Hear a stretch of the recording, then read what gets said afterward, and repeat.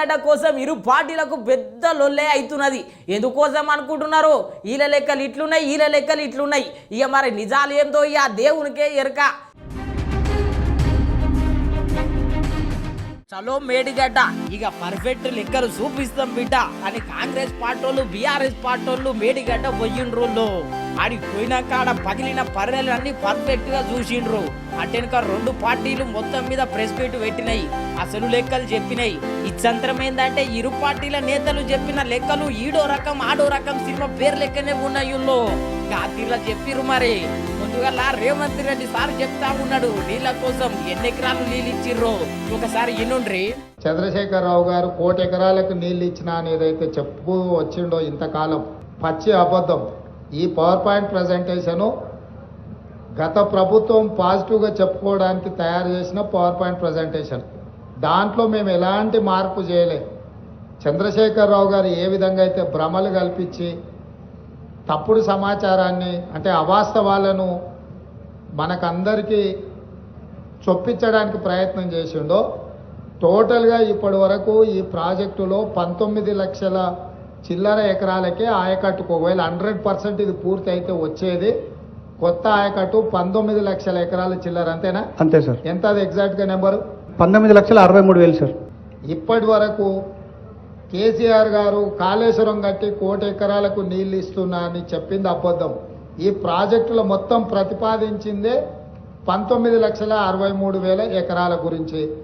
ఇప్పటి వరకు 94,000 కోట్ల రూపాయలు ఖర్చు పెట్టి నీళ్ళు ఇచ్చింది 98,570 ఎకరాలకు మాత్రమే. గో ఇన్నర్ గదుల్లో 1 కోటి ఎకరాలకు నీళ్ళు ఇచ్చినాం అనేది పచ్చి అబద్ధం అంట అని రేవంత్ రెడ్డి సారు అంటే మరి BRS party leader sir Kadiyam CR sir ఏమంటున్నాడో ఇన్నుండ్రి. ఈ 10 సంవత్సరాలు కూడా కాంగ్రెస్ పార్టీ అధికారంలో ఉన్నది.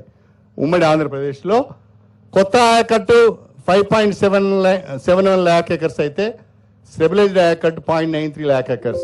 అంటే total new ayacut created and stabilised from 1956 to 2014.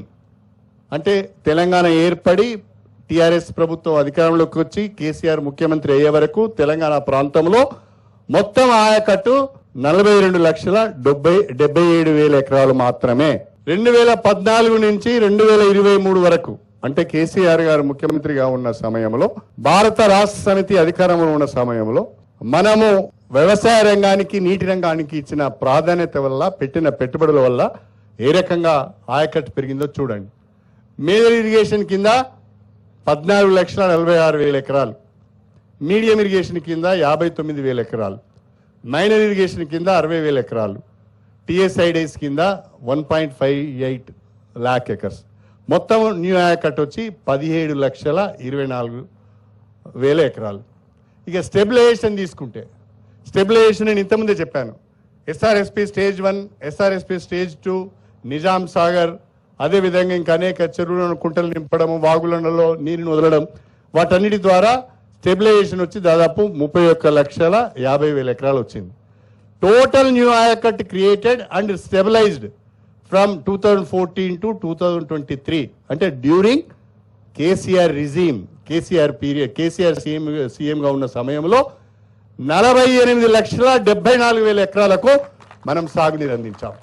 1956 నుంచి 2014 వరకు 42 లక్షలు, దాదాపుగా 42 లక్షల ఎకరాలకు సాగునీరు వాళ్ళు అందిస్తే ఒక 10 సంవత్సరాల కాలంలోనే 48,74,000 ఎకరాలకు కొత్త ఆయకట్టు స్టెబిలైజేషన్ కలుపుకొని మనం సాగునీరు అందించాం.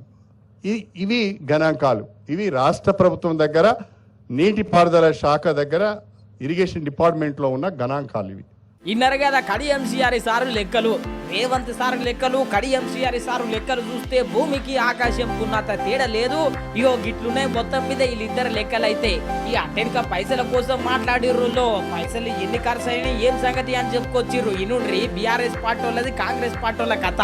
స్వతంత్ర భారతదేశంలో ఇంత షేమ్ఫుల్ ఇన్సిడెంట్, ఇంత పెద్ద స్కాము, ఇంత పెద్ద స్కాండలు, ఇంత పెద్ద కుంభకోణం మరి మరొకటి ఉండకపోవచ్చు.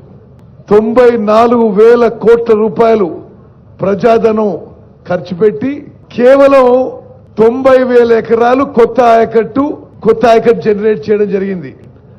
ఆ 94,000 కోట్లలో 61,000 కోట్లని మనందరినీ తాకట్టు పెట్టి మన పిల్లల్ని తాకట్టు పెట్టి హై ఇంట్రెస్ట్ లోన్స్ తీసుకొచ్చి ఈ ప్రాజెక్టు మీద ఖర్చు పెట్టిండ్రు. మరో 33,000 కోట్లు మన నుంచి కలెక్ట్ చేసిన ట్యాక్సెస్ పన్నులు నుంచి ఖర్చు పెట్టడం జరిగింది. ఇన్నర్ గదుల్లో కాంగ్రెస్ పార్టీ పెద్ద లీడర్ సారు ముచ్చట ఇంతగానం ఖర్చు పెట్టిరు అనుకొచ్చిండు కాళేశ్వరం కోసం. అగో గత పెద్ద ప్రాజెక్టు ఖర్చు పెట్టినప్పుడు గన్ని పైసలు ఖర్చు కావా అని చెప్పి ఓ కడియం సిఆర్ సార్ ఎట్లా అడుచుకున్నాడో ఇన్నుండ్రి. ప్రాజెక్టుల అంచనాలు పెరిగినాయని చెప్పి చాలా గగ్గోలు పెడుతున్నారు కాంగ్రెస్ పార్టీ వాళ్ళు. మాట్లాడడానికైనా కాస్త సిగ్గుండాలి. కాంగ్రెస్ పార్టీ వాళ్ళు అవగాహన లేకుండా పూర్వము కాంగ్రెస్ పార్టీ అధికారంలో ఉన్నప్పుడు ప్రాజెక్టులు నిర్మించినప్పుడు ఒక్కొక్క ప్రాజెక్టు నిర్మాణానికి ఎన్ని సంవత్సరాల సమయం పట్టింది, అంచనాలు ఏ రకంగా పెరిగినాయనే విషయాన్ని మర్చిపోయి ప్రజలను తప్పుదోవ పట్టించే ప్రయత్నం చేస్తున్నారు. దానికి చిన్న ఉదాహరణ నాగార్జున సాగర్ ఒకసారి చూడండి. నాగార్జున సాగర్ 1954లో పండిట్ జవహర్లాల్ నెహ్రూ గారు శంకుస్థాపన చేశారు. ఆనాటి దాని అంచనా 122 కోట్లు మాత్రమే. కానీ 2000 సంవత్సరానికి వచ్చే వరకే దాని యొక్క అంచనా 1183 కోట్లకు పెరిగిపోయింది. దాదాపుగా ఎన్ని రేట్లు పెరిగింది చూడండి, 970% పెరిగిపోయింది. ఇన్నర్ గదుల్లో మొత్తం అంతా అవినీతిమయం అనబట్టే సీఎం రేవంత్ రెడ్డి సారు ఇక మా మీద బటగాల్చి మీలేస్తున్నారు, గిదేం కథ గిదేం లెక్క అని చెప్పి గో హరీష్ రావు సార్ నిన్న మీటింగ్లకి ఇట్లా అరుచుకున్నాడు. తెలంగాణ ఉద్యమంలో పాల్గొన్న చరిత్ర రేవంత్ రెడ్డి గారికి లేదు. ఎలాగో ఉద్యమంలో మీరు పాల్గొన్న చరిత్ర లేదు. కనీసం పరిపాలనలోనైనా నిజాయితీగా చేయండి.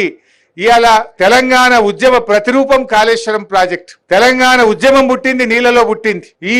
ఇలాంటి నీళ్లలో నుంచి వచ్చి ఉద్యమంలో నుంచి వచ్చిన ప్రభుత్వం అధికారంలోకి వచ్చి నిర్మించిన ఈ కాళేశ్వరంను రిస్టోర్ చేయడం ద్వారానైనా మీ నిజాయితీ నిరూపించుకోవాలని ఇవాళ రేవంత్ రెడ్డి గారిని నేను కోరుతా ఉన్నా. సుశీర్ గదుల్లో ఇరు పార్టీ నేతల ఇర్ల మరల కొట్లాట.